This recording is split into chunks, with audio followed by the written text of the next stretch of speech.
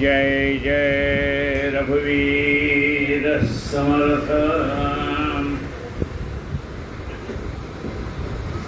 सजयति सिंधुरवदनो देवो यत्पादपङ्कजस्मरणं वासरमणिरिव तमसारासन्नासति विघ्नानां या कुन्देन्दुतुषारहारधवला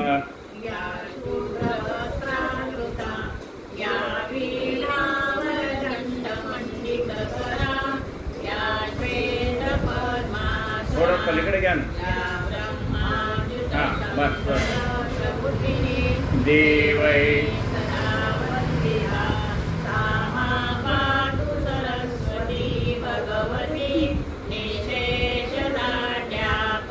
त्या वाट्यातलं काढा नाही त्या काढा त्या काढ्यात दोन्ही तिन्ही काढा मागे जाऊ दे मागे। हां नारायणं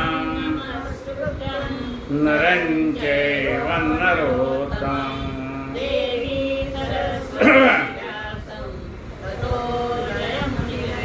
वसुदेवसुतं देवं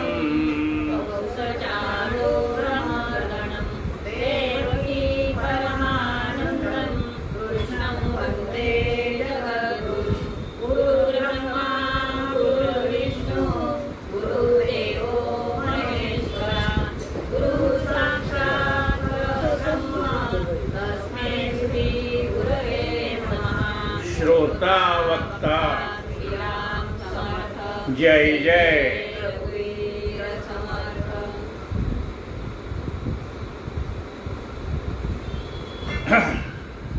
आज सर्वपित्री अमावस्या आहे।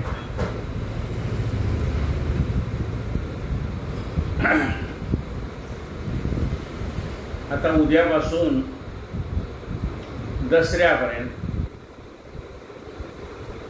या विषयावरचं प्रवचन थांबेल आधीपर्यंत। पुढे दसऱ्यानंतर जे राहिलेला भाग आहे तो आपण घेणार आहोत।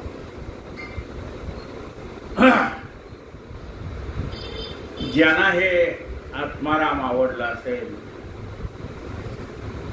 त्याने आपला जर चॅनल सबस्क्राईब केला तर त्यांना त्या चॅनलवरचे मनाच्या श्लोकाचे वाचायला मिळेल आणि दासबोधावरची प्रवचनही त्यांना ऐकायला मिळतील। जर त्यांनी सबस्क्राईब केलं तर त्यांना ते मागचंही ऐकायला मिळेल असं।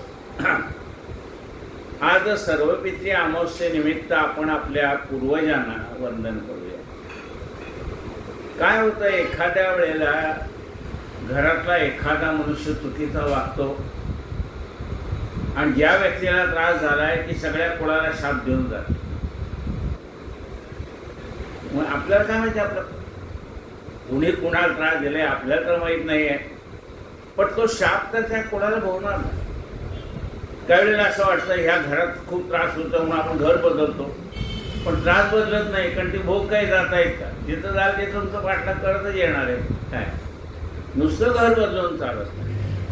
तर त्या पूर्वजांची क्षमा याचना करावी लागते की काही माणसं अशी असतात की लहानपणी गेली आहेत त्यांचं करायचं राहिलं, काही आपल्याकडे आश्रित असतात म्हणजे पूर्वीच्या काळी लवकर लग्न व्हायची तर मुली घरी यायच्या आपल्या, त्यांचं काही व्हायचं नाही। एखादा नातेवाईक आपण सांभाळायचो त्याला कोणी नाही ना राहू दे आपण सांभाळ, पण त्याचं करणार कोण? मग असं ज्यांचं काही झालं नाही त्यांचं तो अपेक्षा कोणाकडनं करणार? आपल्याकडूनच करणार। त्यातल्या त्यात जे करतात त्यांच्याकडनं जास्ती करणार। तर आपण त्यांना एक आपल्या पूर्वजांना सर्वांना मिळून एक प्रार्थना करायची की आमच्या कुळामध्ये कुणी कुणाला त्रास दिला असेल आणि त्यामुळे संबंध कुटुंबाला जर त्याचा दोष लागत असेल तर ते तर गेले ज्यांनी त्रास दिला ते, पण आम्ही त्यांच्या बाजूने तुम्हाला क्षमा याचना करतो की बाबा जाऊ द्या, तो राग मनामध्ये धरू नका। आमच्या कुटुंबाचं तुमचा आशीर्वाद असाच राहू द्या, आमच्या कुटुंबावरती जो काही त्रास आहे तो कमी होऊन जावा।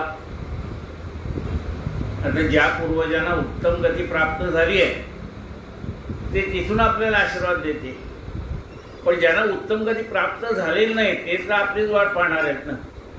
कधी घास ठेवतो, कधी पाणी ठेवतो, ते आपलीच वाट पाहणार आहेत. तर त्यांना आपण प्रार्थना करायची की जे काही आमच्या कुणाच्याही हातून चुकलं असेल, काहींचं आपल्याला आधारपणा सेवा करायचं राहून जातं, काहींची विचारपूस करायची राहून जायची, काहींना भेटायचं राहून जातं. मग ते त्यांचं राहिलेलं असतं की अरे शेवटच्या क्षणी तरी यायला पाहिजे होतं का नाही, याने काय जाऊ दे, झालं गेलं वैर, आपण विसरून जायला पाहिजे. मग हे जे काही कुणाच्या मनात आपल्याबद्दल राहून गेलं असेल, आपल्या पूर्वजांबद्दल राहून गेलं असेल, त्यांचा दोष आपल्याकडे येणारच. काय तर ते सगळे दोष जावेत म्हणून, आणि ज्यांना उत्तम गती अजून मिळालेली नाही त्यांना उत्तम गती प्राप्त व्हावी अशी आपण परमेश्वराकडे प्रार्थना करणार. आणि मग परमेश्वर ती याचना आपली जी काही प्रार्थना आहे ती ऐकत असतो. कुणाचंही तुम्ही चांगलं चिंतन केलं ना तर परमेश्वर त्याला सपोर्टच करणार ना. कुणाचं वाईट व्हावं म्हटलं तर नाही करणार, पण निदान चांगलं व्हावं म्हटलं तर तो सपोर्ट करणार. म्हणून आपण सगळ्याबद्दल चांगली भावना राखावं. जे कोणी पूर्वजांना उत्तम गती मिळाली नसेल त्यांना मिळावी अशी आपण प्रार्थना करूया. आत्माराम मधला दुसरा समाजकाल पूर्ण झाला. त्यातल्या शेवटचा जो आहे 2 ओळी ते आपण पाहूया. संग तितका नाशिवंत, निसंग शब्द अशाश्वत, म्हणून निसंग निसंगातीत हो निराहे. संग सोडून द्यायला पाहिजे, म्हणजे आपलं मन ज्याच्यामध्ये गुंतलेलं आहे त्यातून बाहेर काढायला पाहिजे. निसंग झालं पाहिजे, म्हणजे कर्तव्य करायचे नाहीत का, कर्तव्य सगळ्यांच्या बद्दल करायची, पण कुणामध्ये गुंतून पडायचं नाही. आता निसंग कसं व्हायचं ते आपल्याला आता समर्थ सांगते. जय जय रघुवीर समर्थ.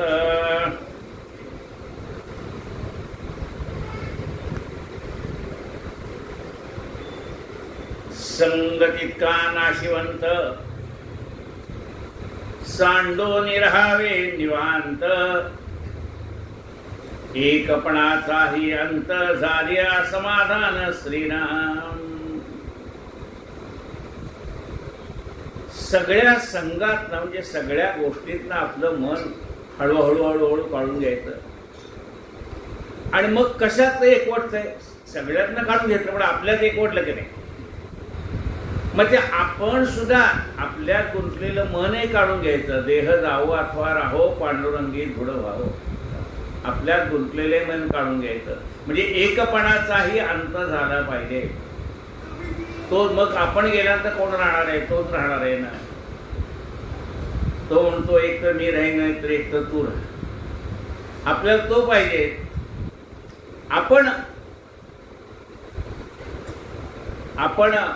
आपलं मी पण त्याच्यामध्ये मिसळून टाकायचं. म्हणजे कसं तर समुद्रापासून मीठ वेगळं झालेलं आहे, ते पुन्हा समुद्रात पडल्यानंतर पुन्हा समुद्राशी एकरूप होऊन जाणार.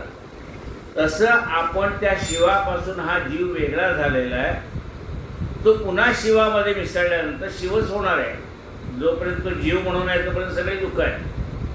मग हा जो एकलेपणा शिल्लक राहिला आहे तोही जायला पाहिजे. काय म्हणतात, संग तितका नाशिवंत. जय जय रघुवीर समर्थ. शुका सारिखे पूर्ण वैराग्य जाचे, वसिष्ठा परिज्ञान योगेश्वराचे, कवी वाल्मिका सारिखा मान्यैसा.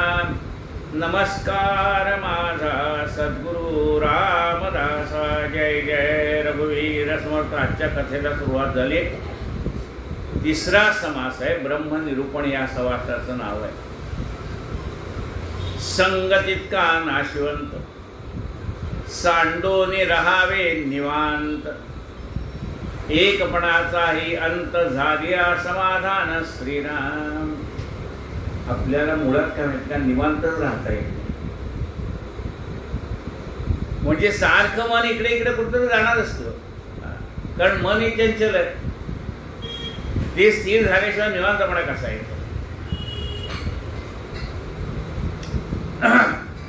संगतितका नाशिवंत सांडोनी रहावे निवांत. पण एक आहे, हा निवांत शब्द आम्ही कुठे ऐकला? पंढरपूरला ऐकला. पंढरपूरच्या कुठल्याही माणसाला म्हणजे स्थानिक माणसाला विचारा कसं काय, तो म्हणतो निवांत आहे. अरे उद्या आषाढी एकादशी सगळे तुझ्याकडे पाहुणे येणार, हे येणार, निवांत.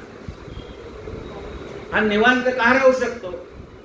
टाकोनी भार राहिलो निवांत. त्याच्यावरती भार टाकल्याशिवाय तुम्हाला निवांतच राहता येत नाही हो. आम्ही त्याच्यावर भार टाकत नसल्यामुळे आम्हाला निवांतपणा नाही.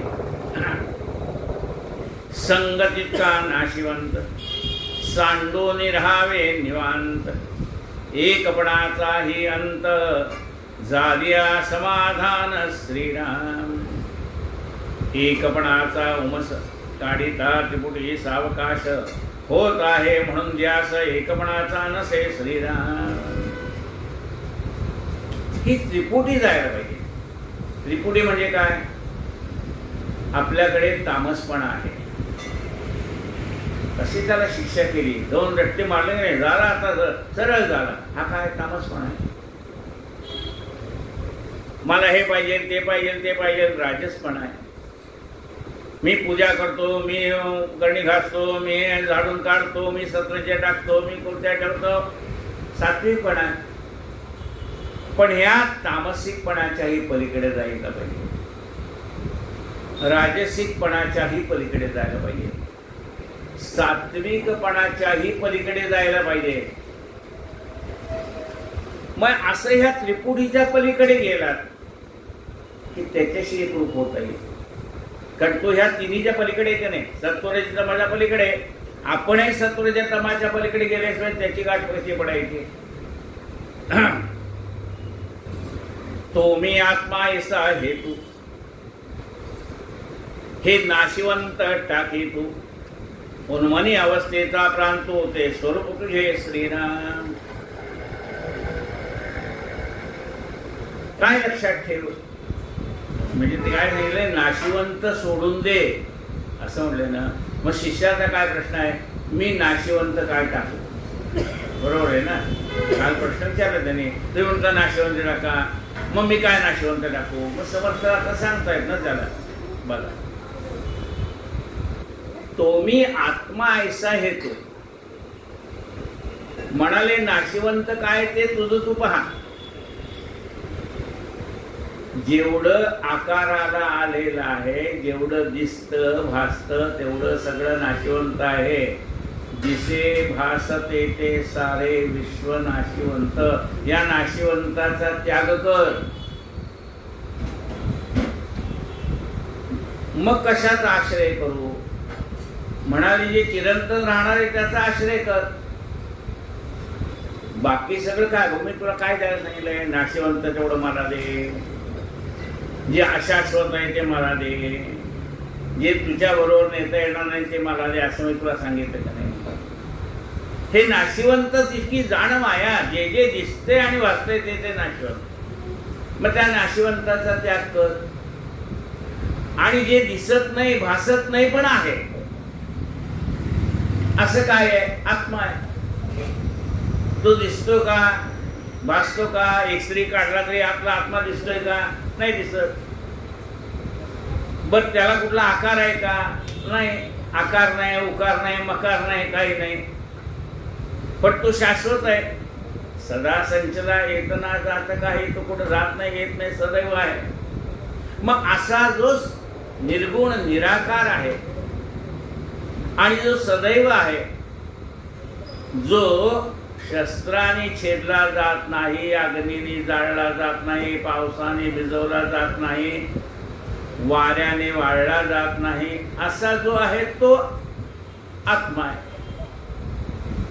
नैनं छिंदन्ति शस्त्राणि नैनं दहति पावकः नैनं न चैनं क्लेदयन्ता पूर्ण शोषयति मारुतः. तो मी आत्मा ऐसा हेतू ते तू लक्षात घे. तो आत्मा तूच आहेस, तो काही वेगळा नाही. तू स्वतः जीव समजतोय, त्याला त्याने तर काय करावं? समर्थाचं लेकरू आहे आणि म्हणतो मी मेंढराचं लेकरू आहे, त्याला त्याने काय करावं? तो मी आत्मा, अहम आत्मा, मी आत्मा आहे. तो मी आत्मा ऐसा आहे तू, हे नाशिवंत टाके तू. हे नाशिवंत टाकल्यानं काय होईल? तुला उन्मनी अवस्था प्राप्त होईल. उन्मनी म्हणजे जिथं मन नाही ते उन्मन, म्हणजे जिथे मनाचा चंचलपणा संपून गेलाय तिथे कुठली अवस्था चालू होईल? उन्मनी अवस्था. ही उन्मनी अवस्था तुला प्राप्त होईल सत्वरजत माझ्या पलीकडे गेल्यानंतर. तो मी आत्मा ऐसा आहे तू, हे नाशिवंत टाके तू. उन्मनी अवस्थेचा प्रांतू ते स्वरूप तुझे श्रीराम. ऐसा जो अनुभव आला तोही नाशिवंतामध्ये आला. अनुभव हा वेगळा राहिला, तो तू आत्मा. तुला वाटला अनुभव आला, आता समज अजून काही आलेलं नाही. तिथे काही जाणीवच नाही. जाणीव नेणीव भगवंती नाही. तुला जोपर्यंत जाणीव आहे ना, मला सगळं कळतंय. पण तुला जर भगवंताशी एकरूप व्हायचं असेल तर जाणीव नेणीव भगवंती नाही. ऐसा जो अनुभव आला तोही नाशिवंतामध्ये आला. अनुभवा वेगळा राहिला, तो तू आत्मा श्रीराम. तो पण नाशिवंतामध्ये आला. तो म्हणजे नाशिवंतामध्ये म्हणजे अरे तू का शाश्वत आहेस का बाबा? तू पण नाशिवंतच आहे ना. तुझ्या आयुष्यातला रोज बदल तू पाहतो का नाही? अल्बम काढ म्हणजे तुला कळेल. पाळण्यातला तू कसा दिसत होता, रांगताना कसा दिसत होता, चालताना कसा दिसत होता, शाळेत जाताना कसा दिसत होता. अरे तुझ्यात किती परिवर्तन झालंय, कुठे आहे तो सांग. जन्माला येतो, वाढतो, क्षय होतो, असं तुझं हे शरीर आहे. ते नाशिवंत आहे. ते नाशिवंत मला अर्पण कर म्हटलंय. मग तू काय त्या नाशिवंतापासून वेगळा आहेस का? तुझं शरीर पण नाशिवंतच आहे. तू बाकीचं सगळं नाशिवंत आणून दिलंयस आणि तुझं शरीर ते पण नाशिवंतच आहे. ऐसा जो अनुभव आला तोही नाशिवंतामध्ये आला. अनुभवा वेगळा राहिला, तो तू आत्मा श्रीराम. हेही नघडे बोलणे आता पारेरा किती देणे. वेदशास्त्रे पुराणे तेही नासोन जाते श्रीराम. आता किती उदाहरणं देऊ? पारेरा देणे किती तुला उदाहरणं देऊ? अरे ही जी वेद आहे, शास्त्र आहेत, पुराण आहेत, तीही नासून जाणार आहे. वेद शास्त्रे पुराणे तेही नासोन जाते श्रीराम. सगळीकडे जलमय सृष्टी झाली तर काय होईल? हे सगळी कपाटा बिपाटा सगळी पाण्यामध्ये. पुस्तकं जर पाण्यात भिजली तर काय होईल? त्याचा गोळा होऊन जाईल पुन्हा. वेद शास्त्र बरं जे पाठांतर केले होते ते पण होऊन गेले, कुठं राहिलं शिल्लक काही? म्हणजे जे ज्याला कुणाला कंठस्थ होतं तेही माणसं जर पुरात वाहून गेली तर काय राहणार आहे? हेही नघडे बोलणे आता पारेरा किती देणे. वेद शास्त्रे पुराणे तेही नासोने जाते श्रीराम. ग्रंथ मात्र जितका बोलिला आत्मा त्या वेगळा राहिला. हे मायेचा स्पर्श झाला नाही तदयासे श्रीराम. अरे त्या वेदाला शास्त्राला सुद्धा त्या आत्म्याचं वर्णन करून सांगता आलं नाही. काय म्हणते बघा, ग्रंथ मात्र म्हणजे जेवढे ग्रंथ आहेत त्याच्यामध्ये जे सांगितलंय त्या ग्रंथांना सुद्धा आत्म्याचं वर्णन करून सांगता आलं नाही. ग्रंथ मात्र जितका बोलिला आत्मा त्या वेगळा राहिला. हे मायेचा स्पर्श झाला नाहीच तयाशी. या मायेने सगळ्याला वेढा लावलंय, पण ही माया त्याला स्पर्श करू शकत नाही. कोणाला? त्या आत्म्याला. ग्रंथ मात्र जितका बोलिला आत्मा त्या वेगळा राहिला. हे मायेचा स्पर्श झाला नाहीच तयाशी श्रीराम. स्वरूप निर्मळ आणि निर्घोट, स्वरूप शेवटाचा शेवट. जिकडे पाहावे तिकडे नीट सन्मुख जे आहे श्रीराम. हे जे स्वरूप आहे म्हणजे आत्मस्वरूप हे कसं आहे? ते निर्मळ आहे. शरीर निर्मळ आहे का? नाही, शरीर निर्मळ नाही. म्हणले कितीही धुतलं, त्या आयुर्वेदिक मध्ये असतं ना, वॉमिटिंग करा, अमुक करा, तमुक करा, किती साफ केलं तरी साफ होत नाही. कारण शरीरामध्ये थोडा तर मळ राहावाच लागतो, म्हणून तर ते शरीर टिकतंय. सगळा मळ काढून याला तर उचलून हात धरून न्यावा लागतंय बाथरूम पर्यंत. खणाणून उलटी झाली तरी किंवा खणाणून गेलं तरी जर सगळ्या शरीरातला मळच निघून गेला तर ताकदच राहणार नाही. म्हणजे शरीर कितीही निर्मळ केलं तर ते निर्मळ होत नाही. त्याच्यामध्ये काहीतरी हा का पृथ्वीचा भाग राहावा लागतो ना, जड भाग काहीतरी राहावा लागतो. नाही तर मग सगळं उचलून डॉक्टरांकडे न्यावं लागेल. मग ते सलाईन बिलाईन देतील, मग ताकद येईल आपल्या अंगामध्ये. पण हे जे आत्मस्वरूप आहे ना, म्हणजे देह आहे हा नाशिवंत आहे. पहिली गोष्ट, देह आहे तो निर्मळ नाही. किती निर्मळ करायचं म्हणला तर तो पूर्ण निर्मळ होत नाही. ते मन सुद्धा पूर्ण निर्मळ होत नाही भगवंताच्या कृपेशिवाय. पण ते स्वरूप जे आहे आत्मस्वरूप, ते कसं आहे लक्षात घ्या. स्वरूप निर्मळ, निर्घोट स्वरूप, शेवटाचा शेवट, ते त्याच्यामध्ये कुठलाही दोष नाही, निर्मळ आहे. जिकडे पाहावे तिकडे नीट सन्मुख जे आहे, कुठेही पहा तेच आहे. काय आहे? आत्मस्वरूप, ते सर्वत्र आहे. जिकडे पाहावे तिकडे तू दिसशी नाही ना, तो परमात्मा सर्वत्र जो तुझ्या देहामध्ये आहे ना, देहादेही एक, प्रत्येकाच्या देहामध्ये असलेला तो परमात्मा जिकडे पाहावे तिकडे त्याचं स्वरूप भरलेलं आहे. अणुरेणू हुनी तो कडा, सगळीकडे तो अणुरेणूला व्यापून आहे. स्वरूप निर्मळ आणि निर्घोट, मागे उभा मंगेश, पुढे उभा मंगेश, माझ्याकडे देव माझा पाहतोय. कुठेही पाहतो तोच तुम्हाला दिसणार आहे.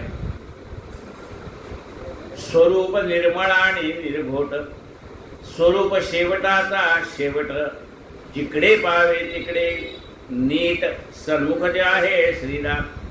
स्वरूप शेवटाचा शेवट म्हणजे सगळ्यात शेवटी कशाची गाठ पडणार आहे?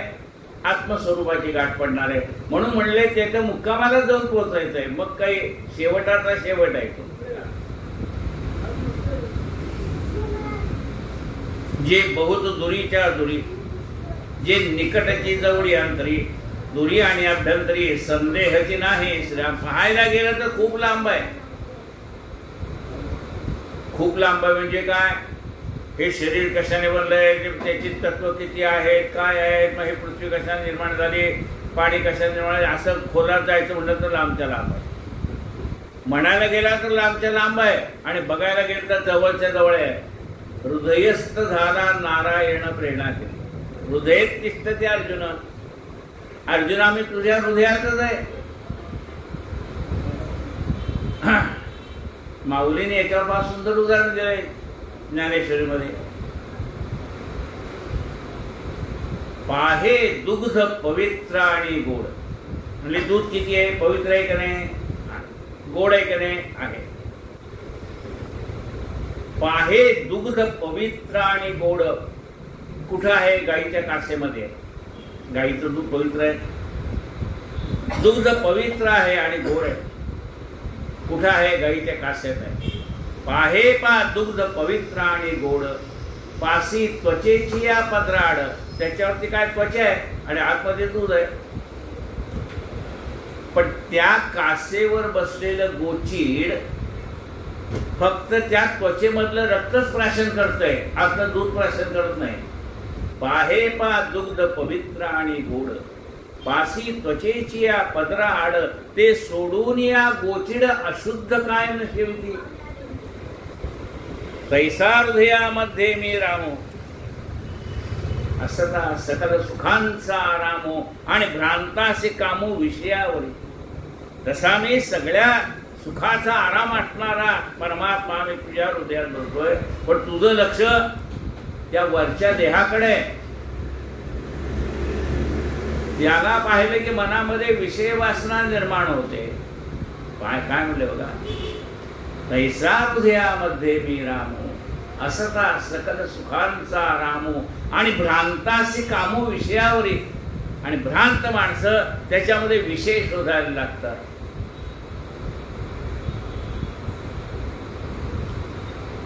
जे बहुदुरीच्या दुरी, जे निकटची जवळी अंतरी.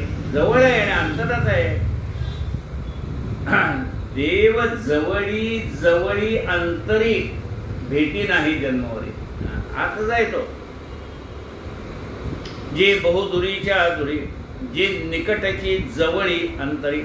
दुरी आणि अभ्यंतरी संदेहाची नाही.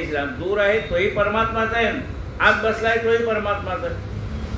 सगळ्या विश्वाला व्यापून असल्यामुळे लांब पाहिलं तर तोच दिसतोय, आणि आत डोकवत पाहिलं तर इथंच आहे. म्हणून तो दूर पण आहे आणि जवळ पण आहे. जे सकळा परीस मोठे, जेथे हे सकळ हे आटे. अकस्मात एकसरे तुटे, मूळ मायेचे श्रीराम. जे सकळा परीस मोठे, जे सगळ्यात मोठं आहे. म्हणजे आत्ता आपल्याला सगळ्यात मोठं काय वाटतंय? आकाश वाटतं. पण ते आकाशापेक्षाही मोठं आहे. तो सगळ्यात मोठी माया वाटते. त्या मायेला गिळून टाकायची ताकद येते. सकळा परीस मोठे, जेथे ही सकळ ही आटे. अकस्मात एकसरे तुटे, मूळ मायेचे श्रीराम. त्याला जर शोधलं तर ही मूळ माया जी आहे तिचं मूळ सुद्धा तुटून जातं, तो परमात्मा भेटतो. जे सकळाहून मृदू कोवळे, जे सकळाहून अत्यंत जवळे. जे सकळामध्ये परिनिराळे, अलिप्तपणे श्रीराम. जे मृदू आहे, कोवळा आहे, सगळ्यात जवळचं आहे, सगळ्यांच्या मध्ये आहे, पण सगळ्यापासून निराळ आहे, अलिप्त आहे. ते काय त्या सुखदुःखाशी निगडीत आहे का? नाही. सुखदुःखाशी निगडीत मन आहे, तो नाही. मनाला सुख वाटतंय, कुणी आपलं कौतुक केलं तर आपल्या मनाला सुख वाटतंय, कुणी आपल्या शिवे दिले तर आपल्या मनाला वाईट वाटतंय, कुणी आपला अपमान केला तर आपल्या मनाला वाईट वाटतंय. त्याला नाही. ती आपण गोष्ट ऐकली ना, राजा चालला होता आत्मज्ञान घेण्यासाठी, आणि तिकडे जड भरत होता.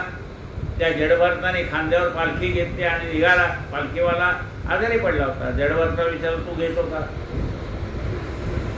आणि मग त्याला तो इतका शिवाय म्हणजे बोलतोय, अरे काय तू गाडा, म्हणजे हा तब्येती चांगला आहे, म्हणजे काय कृष आहेस बाबा, किती बारीक आहे, काळा कवीन नाही, कोळशासारखा काळा आहे, अमुक तो वाटते तसं बोलला. पण हा त्याला एकही उत्तर देत नाही. मग राजा म्हणला, बहिरा आहेस का? तो म्हणला, मी बहिरा नाही, ज्याला तुम्ही नावं ठेवताय ना ते बहिर आहे. म्हणजे म्हणाले, या त्वचेला नावं ठेवता, ही काळी त्वचा पांढरी, तिला काही कळतंय का? जाडा खुजा बिजा हे सगळं देहाचं आहे, त्या देहाला काय कळतंय? तुम्ही ज्याला ज्याला नावं ठेवताय तो देह आहे आणि तो नाशिवंत आहे. तुम्ही त्या देहाला जेवढी नावं ठेवली त्यातलं एकही मला लागलं नाही म्हणतो. म्हणजे अलिप्त आहे का नाही? तो आत्मा या सगळ्यापासून अलिप्त आहे. सगळ्या देहादेही एक आहे, खरं आहे, पण त्या सगळ्यामध्ये असून तो सगळ्यापासून अलिप्त आहे. त्याला काही लागतच नाही हो. आपण त्याला त्या शिवाय दिल्या तर लागत नाही. म्हणून संत बघावं, संतांचं कौतुक केलं काय आणि संतांना शिवाय दिले काय? संत म्हणलं आम्हाला त्याचं काही नाही, तुम्ही चांगलं म्हणा वाईट म्हणा, आम्हाला ते काही लागत नाही. कारण तो आत्मा राम आहे. आत्म्याला काय लागणार आहे? लागेल ते वाईट वाटेल ते मनाला. जे सकळाहून मृदू कोवळे, जे सकळाहून अत्यंत जवळे, जे सकळामध्ये परिनिराळे, अलिप्तपणे श्रीराम. जे हाले ना चाले, जे बोले ना डोले, अवघे आपण जे संचले, एकले एकटे तिले श्रीराम. ते हलत नाही, बोलत नाही, डोलत नाही, कुठं जात नाही, कुठं येत नाही, सर्वत्र भरलेलं आहे. असं ते परमेश्वरी तत्व, निर्गुण निराकार तत्व आहे. कारण बोलत नाही, चालत नाही, त्याला डोळे नाही, कान नाही, काय ते निर्गुण निराकार तत्व आहे. हे सगळं डोळे कान हे कोणाला येतो? सदेहाला आहे. जे देहधारी माणसाला कान आहे, डोळे आहे, डोळे सगळे, पण जो निर्गुण आहे त्याला काय? त्याला काहीच नाही. म्हणजे ज्याला कान नाही, हात नाही, पाय नाही, अशा देवाची पूजा करतात का कोणी? ज्याला डोळे नाही, ज्याला हात नाही, पाय करतात की? म्हणजे कोणता देव येतो? शालिग्राम. शालिग्राम म्हणजे विष्णू आहे. तो असा गोल गोटा असतो, त्याला हात नाही, पाय नाही, डोळे नाही, कान नाही, काही नाही, पण तो सगळं ऐकतो, बोलतो, आपल्या पूजा स्वीकार करतो. म्हणून म्हणले त्याला डोळे नाही, कान नाही, हात नाही, पाय नाही, काय. जे हाले नाना चाले, जे बोले नाना ढोले, अवघे आपण की संचले, एकले एकटे की श्रीराम. जे आकाशा सभाय भरले आणि आकाश जेथे मुराले, आकाश म्हणून या उरले, एक जिन्सी आपण श्रीराम. जे आकाशामध्ये पण आहे आणि आकाशाला व्यापून पण आहे. म्हणजे मध्ये पण आहे, व्यापून पण आहे, असं कसं? आता समजा या भांड्यात पाणी आहे, आपण काय म्हणू? भांड्यात पाणी आहे. पण हेच भांड आम्ही नदीत बुडवलं तर काय होईल? भांड्यात पण पाणी राहील आणि भांड्याच्या बाहेर पण पाणी राहील का नाही? तसं हे आकाशामध्ये सुद्धा ते परब्रह्मतत्व आहेच. आणि ह्या आकाशाला कवेत त्यांनी घेतलंय, ते हे परब्रह्मतत्व आहे. आकाशा सबाह्य अभ्यंतरी तू एक दत्त आहे का नाही? सबाह्य अभ्यंतरी तू एक दत्त. अभाग्याशी कैची नकळे ही मात्र, पराही परतली तेथे कैचा हा येत. जन्म मरणाचा पुरलासे अंत. जय देव जय देव, जय श्री गुरुदत्ता. आरती ओवाळ.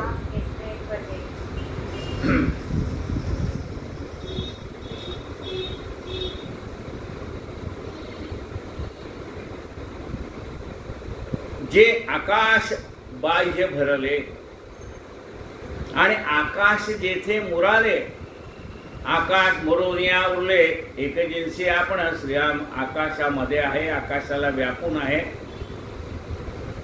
जे चळे ना ढळे, जे अग्नीमध्ये न जळे, जे चळत्यामध्ये परिणवळे, परी न कळे, उदकी बुडे ना श्रीराम. जे कुठं जात नाही, येत नाही, चढत नाही, ढळत नाही. अग्नीमध्ये असून, म्हणजे अग्नीमध्ये ते परब्रह्मतत्व आहे. अग्नीमध्ये असून जळत नाही, पाण्यामध्ये असून बुडत नाही, चिखलात असून त्याला चिखल लागत नाही. जे चळे ना ढळे, जे अग्नीमध्ये न जळे, चळत्यामध्ये परी न कळे, उदकी बुडे ना श्रीराम. दयास कोणीच नाही ना, चोरू जाता चोरवेना, कल्पांत झाला तरी वेचेना, अणुमात्र श्रीराम. त्याला कोणी चोरूनच नेऊ शकत नाही. मूर्ती चोरून नेऊ शकेल हो, देवाची चांदीची मूर्ती चोरून नेऊ शकेल, देवाची पितळेची मूर्ती नेऊ शकेल, देवाची सोन्याची मूर्ती चोरून नेऊ शकेल, पण देवाला चोरून नेता येईल का? देव चोरून नेईल ऐसी कोणाची पुण्याई. देव देवार्यात नाही, देव नाही देवालयी. तुझ्या माझ्या जड देही, देव भरून याराही. देव चोरून नेईल ऐसी कोण्याची पुण्य, दयास कोणीच नेईन. चोरू जातात चोरवेना, कल्पांत झाला तरी वेचेना, अणुमात्र श्रीराम. कल्पांत झाल्यानंतर सगळं जळून जाईल, पाण्यामध्ये विरघळून जाईल, पण ते जळत नाही, विरघळून जात नाही, ते शाश्वत आहे. दयास कोणीच नाही ना, चोरू जाता चोरवेना, कल्पांत झाला तरी वेचेना, अणुमात्र श्रीराम. जय जय रघुवीर समर्थ. त्यांच्याकडे बघा बाई. जय जय रघुवीर समर्थ. श्री कृष्ण गोविंद हरे मुरारे.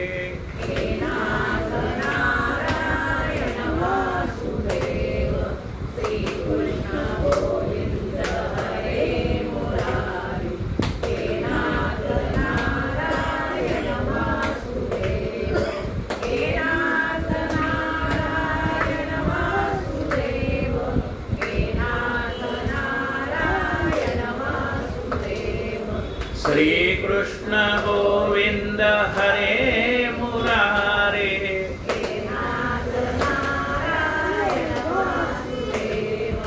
श्री कृष्ण गोविंद हरे मुरारे, गोपाल कृष्ण भगवान की जय। तर एक नारळ देतो ना,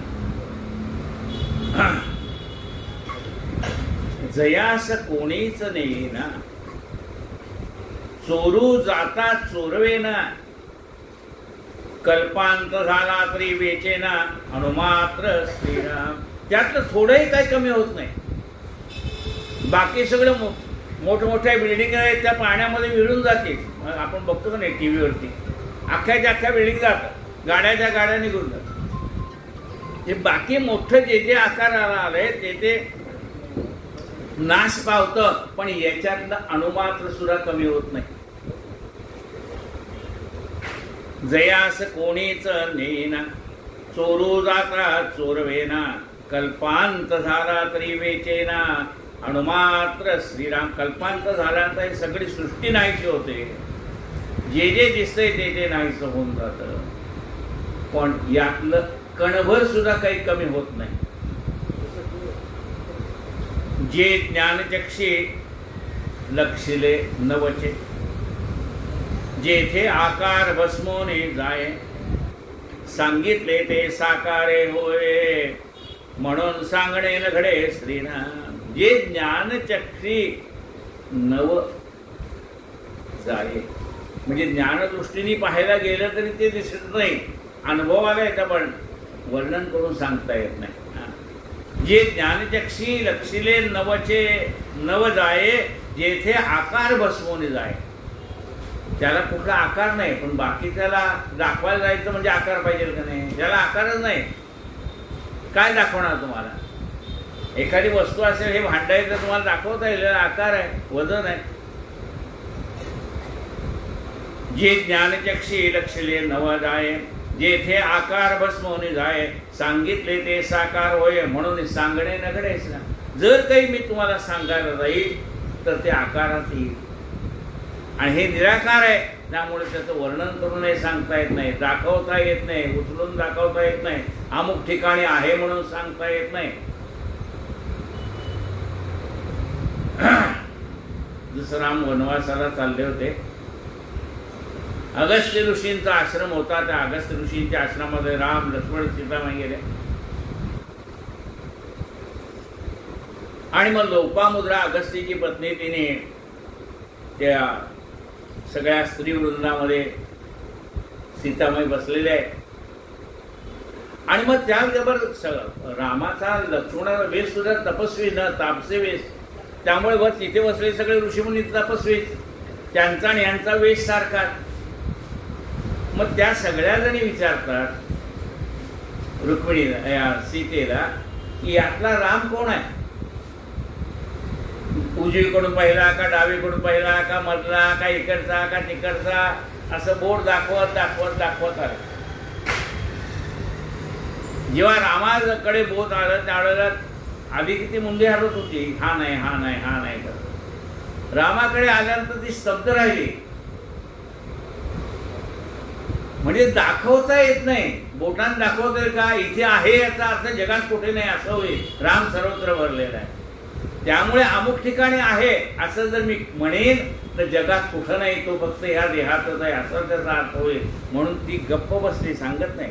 ते म्हणले असं बोटाने दाखवता येत नाही, राम अमुक ठिकाणी आहे असं ज्या क्षणी मी म्हणेन त्या क्षणी तो जगात कुठं नाही असं म्हणावं लागेल, पण तो राम सर्वत्र व्यापलेला आहे, प्रत्येकाच्या हृदयामध्ये तोच आहे।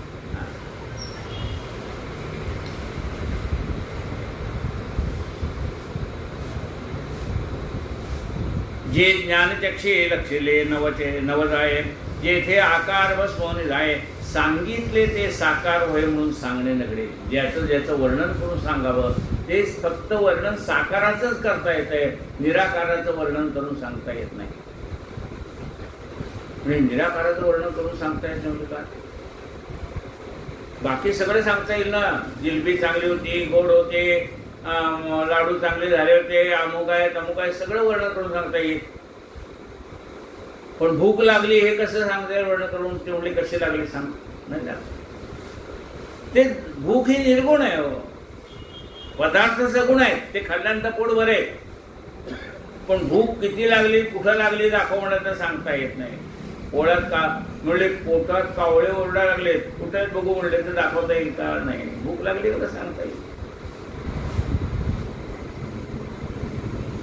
सांगितले ते साकार होय म्हणून सांगण्याकडे सांगावं वर्णन करून, तर त्या साकाराचं वर्णन करता येत आहे, निराकाराचं वर्णन करता येत नाही.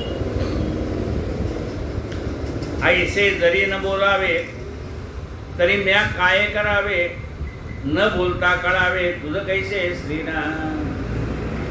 म्हणजे बरं असं मी वर्णन करून सांगता येत नाही, वर्णन करून सांगता येत नाही असं म्हटलं तर तू म्हणशील मग मला कसं कळणार?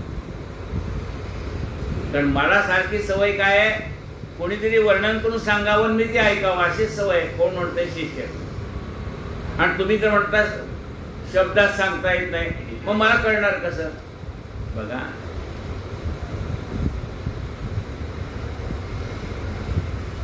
ऐसे जरी न बोलावे तरी म्या काय करावे. समर्थन म्हणतात अरे बाबा निर्गुण निराकाराचं वर्णन करून सांगताय, निदान मी तर काय करू? शिष्य म्हणतो तुम्ही सांगितले मला मग कळणार नाही, मी तर काय करू? गमत आहे की नाही? समर्थ म्हणतात निर्गुण निराकाराचं वर्णन करून सांगता येत नाही ही माझी अडचण आहे. तो म्हणतो तुम्ही सांगितल्याशिवाय मला कळत नाही ही माझी अडचण आहे, काय करू?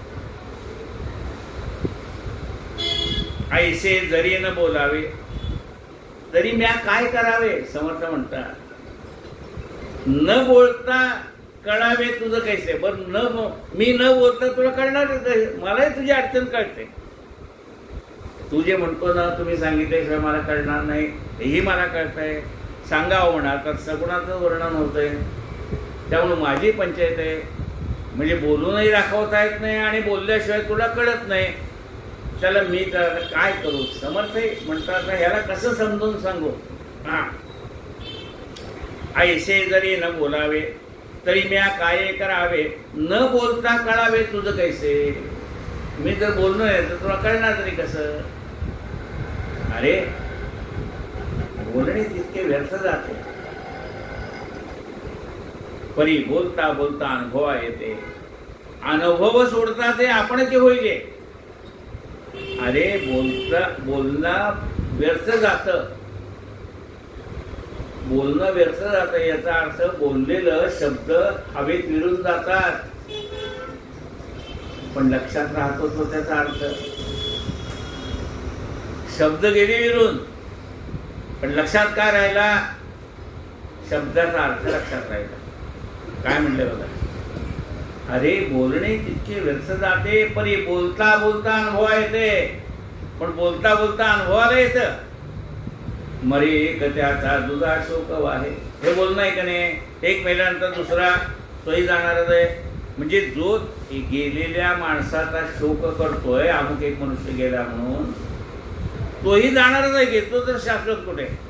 हा मेला म्हणून हा रडतोय, पण यालाही जायचंच आहे. मरे एक त्याचा दुधा शोक वाहे, अकस्मात तोही पुढे जात आहे. अरे मृत्यूभूमी आहे, आज त्याचा शोक केला, उद्या तुलाही जायचंच आहे. काय मग म्हणलं एवढं सांगण्याने काय कळलं? एवढं सांगण्याने कळलं जन्माला आलेला मनुष्य जाणार आहे, तेवढाच अर्थ लक्षात राहिला, बाकी शब्द गेले वाया. शब्दाला महत्वच नाही, अर्थाला महत्व आहे. ते तुला अनुभवाने कळलं की पंजोबा गेलाय मृत्यू निश्चित आहे, आजोबा गेलेत मृत्यू निश्चित आहे, जवळपासची माणसं गेलीत मृत्यू निश्चित आहे, लांबची माणसं गेलीत मृत्यू निश्चित आहे. मृत्यू निश्चित आहे एवढं तुला कळलं. कशातनं कळलं? म्हणजे बोलण्यातनं कळलं. मग बोलण्यातनं कळेल, पण तू म्हणशील शब्द धरून ठेवशील तर शब्द व्यर्थ आहे, शब्द महत्वाचे नाही. बोलता बोलता अनुभवाला येणं ते खरं आहे. अरे बोलणे तितके व्यर्थ जाते, परी बोलता बोलता अनुभव येते. अनुभवा येते. अनुभव सोडता ते आपणच होईल. तो अनुभव सोडून गेला की ते मूळ तत्व तूच आहेस. काय तूच आहेस. नैनन छिंदंती शस्त्राने नैनन दहर पावकाहन चैनन क्लेदेन तापन ते मधुबा. असं जे मूळ स्वरूप आहे ते तूच आहेस. अहम ब्रह्मास्मी हा गाता आला देहबुद्धीच्या माथा, देहबुद्धीने परमार्था कानकोंडे होईल. अहम ब्रह्मस्मी, मीच ब्रह्म आहे. आता हे खोट आहे का? खरं आहे. पण मीच ब्रह्म आहे म्हटल्यानंतर याला एवढा अहंकार करतो की लोकांनी सगळ्यांनी माझ्याच पाया पडायला पाहिजे असं वाटायला लागतं. अहम ब्रह्मस्मी. हा अहम ब्रह्मस्मी कुणाला म्हणतोय? देहाला. मी म्हणजे अनंत ताठे असं म्हणतो. अरे तू नाही, तो जो ब्रह्म आहे ना, तो निर्गुण निराकार परमात्मा जो तुझा सगळं चालवतोय तो अहम ब्रह्मस्मी. तू नाही, तू हा नाशिवंत देह आहेस. ती तुझी देहबुद्धी आहे त्यामुळे तुला वाटतं मीच ब्रह्म आहे. तू ब्रह्म नाही, ते ब्रह्म आहे. ह्या देहबुद्धीमुळे तुला असं वाटायला लागतं की मीच ब्रह्म आहे. ते नाही. ह्या ती जी देहबुद्धी गेल्यानंतर तू ब्रह्म आहे तुला कळेल. तूच ब्रह्म आहे खरं आहे. पण तू सध्या ज्याला ब्रह्म म्हणतो ना, ती देहबुद्धी तुझी, तुला वाटतं मीच आहे. अरे बोलणे जितके व्यर्थ जाते, बोलता बोलता अनुभव आहे येते, अनुभव सोडता ते आपण जे होय जे श्रीराम. अहम ब्रह्मा माया रूप मूळ तयाचे, शोधीन म्हणता समाधान कैचे, मज लाभ झाला या सुखाचे, मूळ तुटे श्रीराम. माया रूप मूळ तयाचे. या सगळ्या विश्वाचं मूळ कुठं आहे? मायेत आहे. ही मूळ माया, तिचं मूळ, तिला म्हणून तिला मूळ माया म्हटलंय. ती सगळं मूळ तिचं आहे. काय म्हणते बघा, माया रूप मूळ ती येते. ते मायेचं मूळ तिचं आहे. माया रूप मूळ ती येते, शोधीन म्हणता समाधान कैचे. ते शोधायला जाईल तर समाधान कसं होणार? मज लाभ झाला या सुखाचे मूळ तुटे. मला लाभ झाला याचा अनुभव येईल, पण ते सांगता येणार नाही. म्हणून शब्द व्यर्थ आहे, त्याचा अनुभवच घ्यावा लागतो. अहम ब्रह्मस्मी हा गाथा आला देहबुद्धीचे हा माथा, देहबुद्धीने परमार्था कानकुंडे होईल श्रीराम. हा देह म्हणजेच मी, हा जर अहंकार तुला झाला, हा देह म्हणजेच मीच ब्रह्म आहे, हा जर अहंकार झाला तर परमार्थ कानकोंडा होऊन जाईल. म्हणजे परमार्थ राहील बाजूला, तुझंच मीपणा वाढत जाईल. केवढे मोठे महाराज आहे, अमुक आहे, तमुक आहे. पण शिष्य मंडळी, अहो आमचे महाराज हे काय, ते उदो करणारे असतील ना, त्याच्यापासून 4 पावलं लांबच जावं. आपला देह मातीचा आहे आणि तो जमिनीच्या स्पर्शातच आपण राहायला पाहिजे. मी कुणी मोठा नाही, आपण मातीची आहोत माणसं, आणि आपली माती, आपल्याला शेवटी मातीतच जायचंय. आपण कोणी नाहीये. पण त्याला अहंकार होत जातो ना, आणि आपण त्या अहंकारात खतपणे घालतो. हो तेवढे उठे महाराज, तेवढे उठे. हे आधी उडायला लागले, त्याला आणखी आपण हवा भरतोय. यांनी उडता उपयोगी नाही.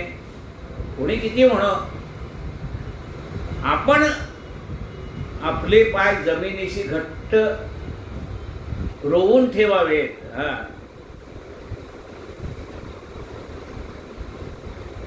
म्हणून ह्या देहबुद्धीच्या नादी लागायचं नाही. देहबुद्धीने परमार्था कानकुंडे होईले श्रीराम. देहबुद्धी हे टाळावी, हेही मायेचे उठा ठेवी, म्हणून काय अंगीकारावे अंगीकारू नये श्रीराम. ही देहबुद्धी टाकावी. देह म्हणजे मी, याला देहबुद्धी म्हणतात. देह म्हणजे मी नाही. असे अनेक देह घेतले. वासांसी जीर्णानि यथा विहाय अन्यान सह्याचे नफाने देह. ज्याप्रमाणे आपण हे अंगावरची वस्त्र बदलतो, तसं आम्ही अनेक देह बदललेले आहेत. हे लक्षात ठेवावं. देहबुद्धी हे टाकावी, हेही मायेची उठा ठेवी, म्हणून काय अंगीकारावी अंगीकारू नये श्रीराम. मायेच्या बडे ब्रह्मज्ञान, माये करता समाधान, मायाच गोवी आणि बंधन, तोडी तेही माया श्रीराम. या मायेच्या योगानेच आपल्याला ब्रह्मज्ञान होतं. बंधनात टाकणारी तीच आणि बंधनातनं बाहेर काढणारी तीच. म्हणजे ह्या बंधनात आपणच पडलो कोणी. हे सगळं मला करायलाच पाहिजे म्हणजे करतोस, मला काय करायचं. औषध आमच्याकडे उद्या नवरात्र आहे ना, सगळं मलाच करावं लागतं. सुनबाई म्हणतेस करा तुम्ही, तुम्हाला सगळं माहिती आहे काय असतं ते, म्हणजे मला शिकायला नको काय करायला नको. अरे आपण सगळे मिळून करूच, आपल्याला निमित्त आहे ना, तुलाच करायचं पाहिजे. आपण तसं नाही करत. हे सगळं मला करावं लागतं, मीच जाणार, मीच बाजाराणार, मीच करणार, हे तुला काही कळत नाही यातलं आपण पुन्हा म्हणायला मोकळे. ती म्हणते मला खरंच काही कळत नाही, तुम्हीच करा. आपणच बंधनात पडलोय. आपण मोकळं व्हायला मागतच नाही. आपण जबाबदारीच टाकायला मागत नाही. सगळे जबाबदारी मी आहे म्हणून चाललंय. नाही तर बघा याच्या पुढे नवरात्र होणार नाही, कुलधर्म होणार नाही, कुळाचार होणार नाही, काय सगळं होईल. या नवीन पिढीला जेव्हा कळेल ना आपल्यापेक्षा जास्ती करायला लागतील. त्यांना त्याचं महत्व कळत नाही म्हणून त्यांना त्यातलं गम्य कळत नाही. पण ज्या वेळेला कळेल त्यावेळेला ते आपल्यापेक्षा जास्ती करतील. देहबुद्धी हे टाकावी, मायेच्या बळे ब्रह्मज्ञान, माये करता समाधान, मायाच गोवी आणि बंधन तोडी तेही माया. मायाच आहे ही, मायाच बंधनात टाकते आणि मायाच बंधनातून आपल्याला बाहेर काढते. माया आपणास आपण गोवी, आपणास आपण वेडा लावी, प्राणी दुखवती जीवी, अभिमाने करून हे श्रीला. प्राणी हे ही माया त्यात गोवा काय करते बघा, नीट शब्द आहे का. माया आपणास गोवी, माया आपणास वेढा लावी, प्राणी दुखवती जीवी, अभिमाने करून. माया ती आपल्यामध्ये अहंकार निर्माण करते, हे सगळं माझंच आहे. आणि माझं म्हटलं की त्याची सुख आली दुःख आली ना. मग त्याच्यासाठी समर्थाने एक उदाहरण दिले. माझं म्हणण्याने सुख कसं आहे आणि माझंच म्हणण्याने दुःख कसं आहे बघा. जैसा सरीपाठ खेळती, सोमट्या आहेत ना सरीपाठ, बुद्धीचा डाव. हा हत्ती आहे, हा राजा आहे, हा वजीर आहे, हे प्याद आहे. मग काही काळे आहेत आणि काही गोरे आहेत, म्हणजे काही पांढऱ्या रंगाचे आहेत काही गोऱ्या रंगाचे आहेत. मग आपण वाटून देतो, हे तुझे आणि हे माझे. दोन्हीकडे राजे आहेत बरं का, दोन्हीकडे राजे आहेत, दोन्हीकडे राण्या आहेत, दोन्हीकडे वजीर आहे, दोन्हीकडे प्यादे आहेत, सगळं आहे. आणि मग आपण वाटून घेतली, ही तुझी आणि ही माझी. बघा, जैसा सरीपाठ खेळती, सारी एकाच्या मागून आणती, खेळो वैसा वाटून घेते आपल्याला. ते म्हणते हे माझं ते तुझं घेतले. नसताचे अभिमान माथा. अरे ते काय निर्जीव आहेत ना बाबा, पण त्याचा अभिमान. जसं लहान पोरगा आपल्या हातातलं खेळणं सोडत नाही ना, माझे माझे माझे. मग मोठा झाला आपल्याला जाताना म्हणले, अरे हे तू लहानपणी खेळणं सोडत नव्हतं, आता घेऊन जात नको आपल्याला. आता ज्ञान झालं ना, त्या अज्ञान होता त्यामुळे ते आपल्या हातातलं खेळणं कोणाला देत नव्हतं. आता मोठं झालं, हे तू लहानपणी हे सोडत नव्हता, त्याचा व्हिडिओ दाखवला, तू कोणाच्या हातात देत नव्हता म्हणून. आता म्हणले घेऊन जा, माझं कोण. त्यातलं वयर्थ कळलंय आता. जैसा सरीपाठ खेळती, सारी एकाच्या मागून आणती, खेळो वैसता वाटून घेते आपल्याला. नसताचे अभिमान माथा, सरी सारी मरता परमव्यथा, डाव येता सुख स्वार्था दोघेही पडते.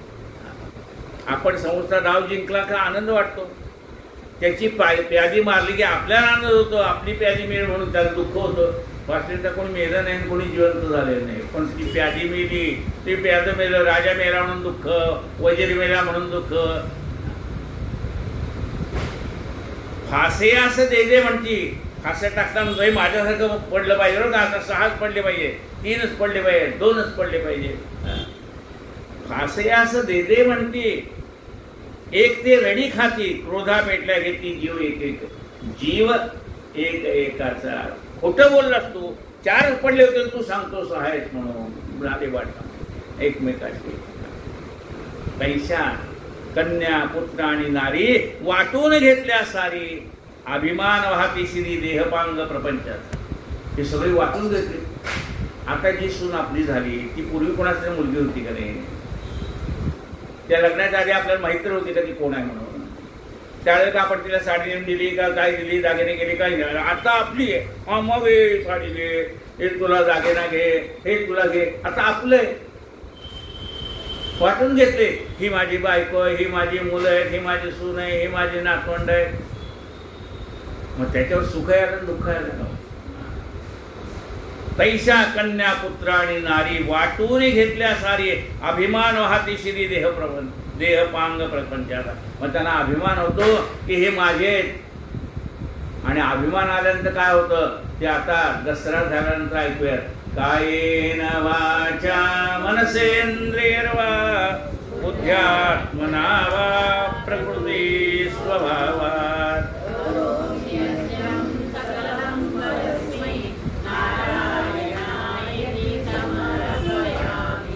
अच्युतं केशवं राम नारायण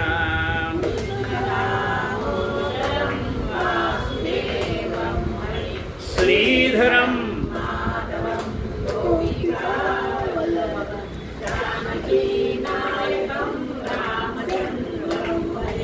हरे राम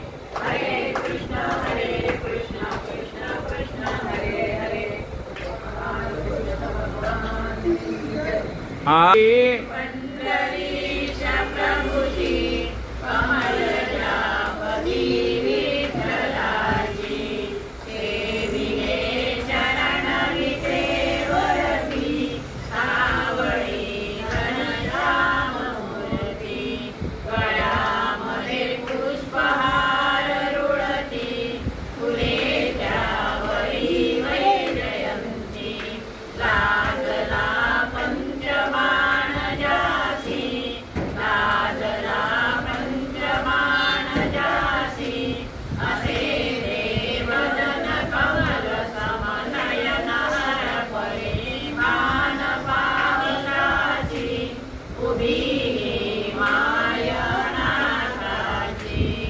आरती पंढरीश प्रभुची कमलजापदी विठ्ठलाची कटीला पीतांबर कशिला कस्तुरी तिलक भव्यमाला मिथिला अबीर गुलाला दर्शना संत संग्रहाला दल्लरी टाळ वादकांना दल्लरी टाळ वादकांना नाचती भक्त प्रेमात्यंत गुंतले चित्त हरी पायी गुंतले चित्त हरी पायी गणूला पाव विठाबाई आरती पंढरीश प्रभुची कमलजापदी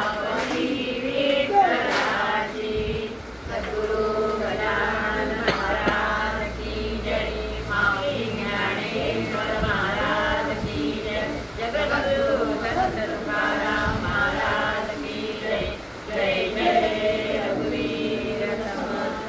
हां, पहिला गुरुवार हा दसऱ्यालाच आलेला आहे.